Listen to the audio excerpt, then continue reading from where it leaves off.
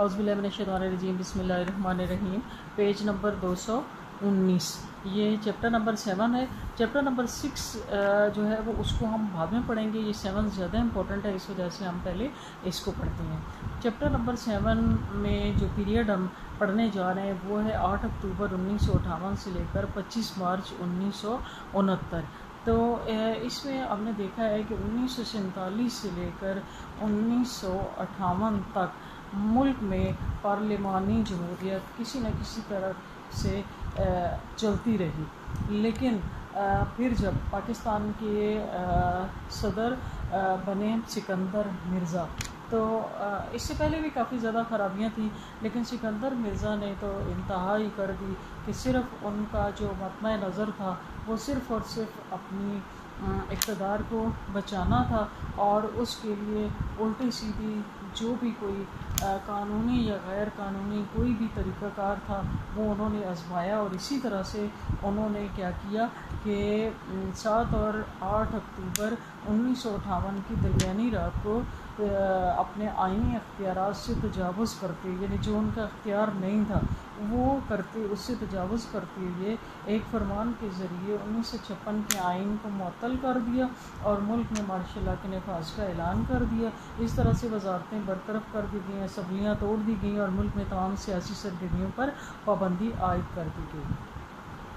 فوج کے commander in chief general محمد ایوب خان کو چیف مارشل لاء ایڈمنسٹریٹر مقرر کیا گیا۔ اب ہم نے یہ دیکھنا ہے کہ پہلے بھی تو 10 سالوں تک ملک ایسے تیسے حالات میں چلتا ہی رہا، پارلیمانی جمہوریت یعنی کسی نہ کسی طرح سے چلتی رہی، تو اب ملک میں مارشل لاء کیوں نافذ ہو گیا؟ تو اس کی ہم آگے وجوہات پڑھتے ہیں کہ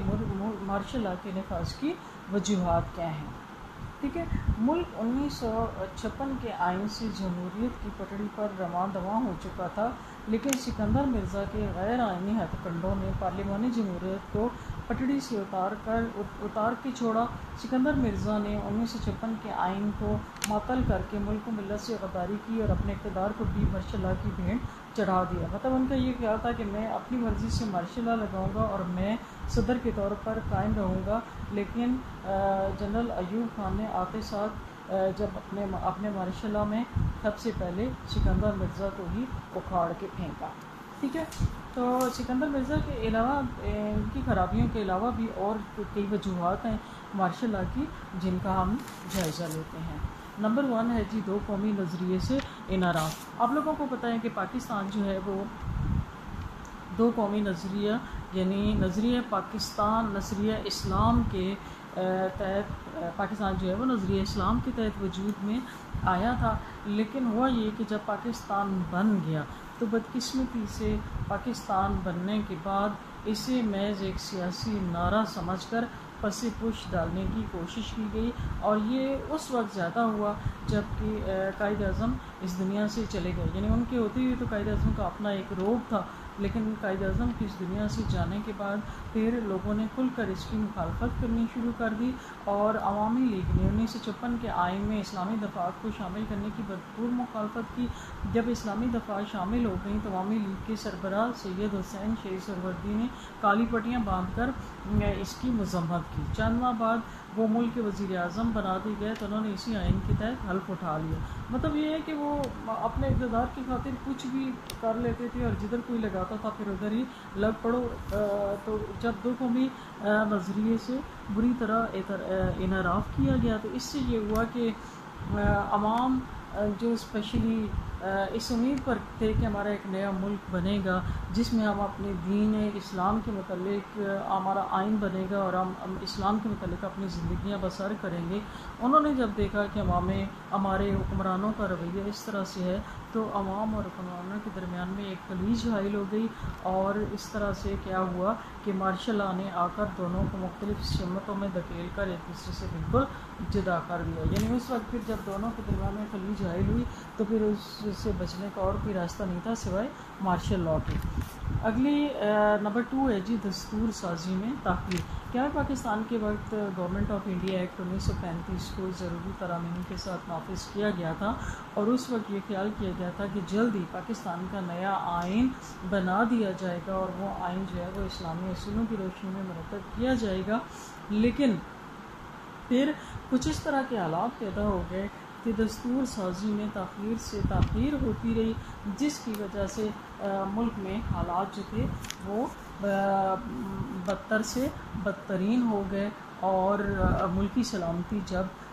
خطرے میں پڑ گئی تو اس وقت فوج کو حرکت میں آنا پڑا۔ نمبر 3 ہے جی بیوروکریسی کا کردار۔ سیاستدانوں کی دھینگا مشتی اور نااہلی سے بیوروکریسی نے خوب فائدہ اٹھایا۔ حقیقت یہ ہے کہ جس ملک کے سیاستدان نااہل ہوں اس کی اصل حکمران بیوروکریسی ہی، اس کی اصل حکمران کیا ہوتی ہے؟ بیوروکریسی۔ یعنی جب ملک کے حکمران سیاستدان نااہل ہوں تو اس کی پھر اصل جو حکمران ہوتی ہے وہ بیوروکریسی ہی بن جاتی ہے۔ تو بیوروکریسی کی جو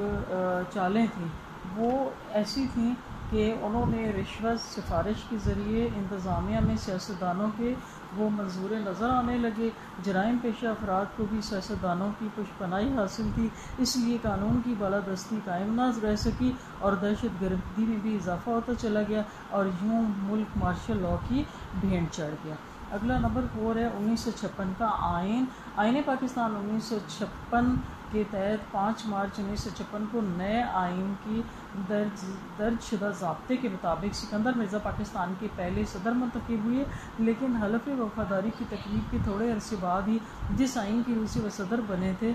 اور اس عہدے پر فائز ہوئے تھے، اسی آئین کی متعدد دفعات مثلاً آئین کی اسلامی دفعات، پارلیمانی نظام حکومت، علاقائی خود مختاری وغیرہ پر تنقید کرنا شروع کر دی۔ ٹھیک ہے، اور انہوں نے 1956 کے آئین کو ہدف بنانا شروع کر دیا۔ آئین کی عملداری اور بالادستی نہ ہونے کی وجہ سے سیاسی جماعتیں صوبائی تعصب اور مرکز جو تھا وہ گریز پالیسی پر عمل پیرا ہوتی چلی گئیں۔ ان منفی سرگرمیوں کا آئین جب کلا کما نہ کر سکا تو مارشل لاء کی